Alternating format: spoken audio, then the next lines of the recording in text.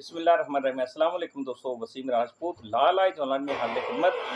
दोस्तों, supreme court of Pakistan ने अपने फैसले में करार दिया कि अगर कोई भी पटवारी किसी फ़र्द मलकियत और दूसरे ज़मीनी कागजात में रद्दोबदल करता है, जालसाजी करता है, जालसाजी करने वाला जो पटवारी होगा वो किसी किस्म की रायत का हकदार नहीं है। उसके ख़िलाफ़ कानून हरकत में आएगा और कानून के मुताबिक उसको सज़ा मिल सकती है। वो अपनी नौकरी से भी हाथ धो बैठेगा।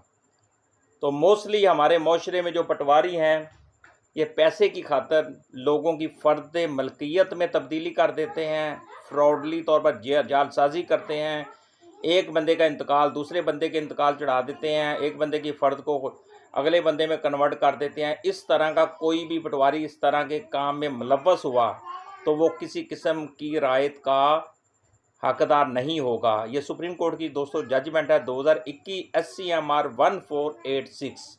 अस्सलाम वालेकुम।